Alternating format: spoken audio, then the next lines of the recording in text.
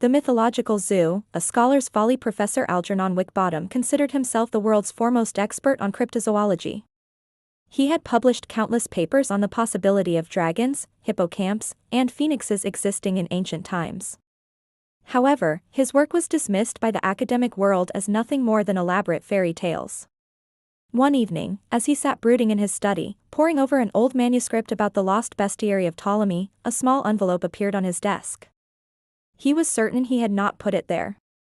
The wax seal bore an unfamiliar sigil, a hydra entwined with a unicorn's horn. Inside, the note read, "Professor Wickbottom, if you truly seek the impossible, follow the raven at midnight. The zoo awaits.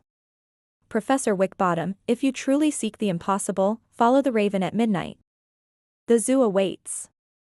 Skeptical but intrigued, Algernon found himself wandering the cobblestone streets of London at the stroke of midnight. A great black raven caught above him and flew toward the outskirts of the city. He followed, weaving through alleyways and abandoned gardens, until he reached a great iron gate covered in ivy. With a creak, the gate swung open on its own. He stepped inside. Before him stretched an impossible landscape, rolling golden hills, shimmering lakes, and trees that bore fruit in shapes he had never seen. A gentle mist curled along the paths, and the air was filled with the scent of something both ancient and electric. And then he saw them. A griffin dozing on a marble plinth, its leonine tail flicking lazily. A centaur reading aloud to a group of wide-eyed satyrs. A phoenix perched atop a crystalline tree, its feathers glowing like embers. "Welcome, Professor," came a voice behind him. Turning, he found a woman clad in robes woven with starlight. Her eyes shimmered like constellations. "I am the keeper of the Mythological Zoo," she said. "We have watched your fascination with creatures of legend. Now, you may see the truth." Algernon's heart pounded. This is impossible. These creatures, how? They never left, the keeper smiled. They simply hid where only believers could find them. For hours, perhaps days, he wandered the zoo, speaking to sphinxes, laughing with trickster kitsune, and even witnessing a kraken rising in a distant sea. He took notes feverishly, determined to share this discovery with the world. But as dawn approached, the keeper shook her head. "The world is not ready, Professor Wickbottom. It has long forgotten wonder, and it would cage what it does not understand." Algernon protested, but she touched his forehead gently. Darkness enveloped him. When he awoke, he was back in his study. The manuscript lay open before him, but the ink on his notes had vanished. The memory of the zoo remained, yet he knew no one would ever believe him. Still, as he gazed out the window, a great black raven perched upon the sill. It cocked its head and gave him a knowing look. And at that moment, Algernon Wickbottom smiled, for he knew that somewhere, beyond the veil of the ordinary, the Mythological Zoo was waiting.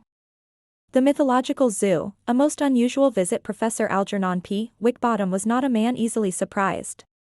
He had once shared afternoon tea with a yeti, who took his biscuits but refused to share his yeti-sized crumpets. He had debated philosophy with a sphinx, who found his arguments amusing but ultimately incorrect. And he had, on one regrettable occasion, attempted to house-train a chimera. The less said about that incident, the better. So when a most peculiar invitation arrived, written in what appeared to be mermaid ink on dragon parchment, he merely adjusted his spectacles, scratched his chin, and said, "At last." The note read, "Dear Professor Wickbottom. Your presence is humbly requested at the grand reopening of the Mythological Zoo. Please refrain from feeding the basilisks, arguing with the griffins, or attempting to borrow a phoenix feather for your quill. We trust you will enjoy your visit, and survive it." Intrigued, he donned his finest waistcoat, the one without singe marks from his last unfortunate run-in with a salamander, and set off. Upon arrival, he was greeted by a dodo in a tiny bellhop uniform. The bird gave an exasperated sigh. "Another human visitor. Try not to fall into any enchanted ponds, will you?" Before Wickbottom could protest that he was, in fact, an expert in these matters, the dodo ushered him through the grand gates. And what a sight it was! To his left, a group of unicorns was engaged in a heated croquet match, their horns serving as mallets. One particularly grumpy specimen muttered, "It's hardly fair, Percival always cheats. His horn is longer." To his right, a committee of dragons lounged in a hot spring, wearing cucumber slices over their eyes. One of them, glancing at Wick Bottom, sighed dramatically. Tourists.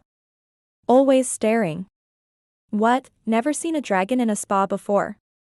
As he wandered deeper, he found himself in the section of creatures that enjoy riddles too much. A sphinx immediately pounced. A challenger.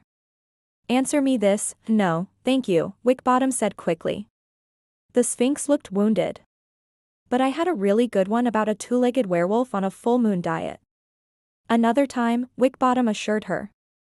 He had learned from past experience that sphinx riddles were like tax forms. Once you started, you might never finish.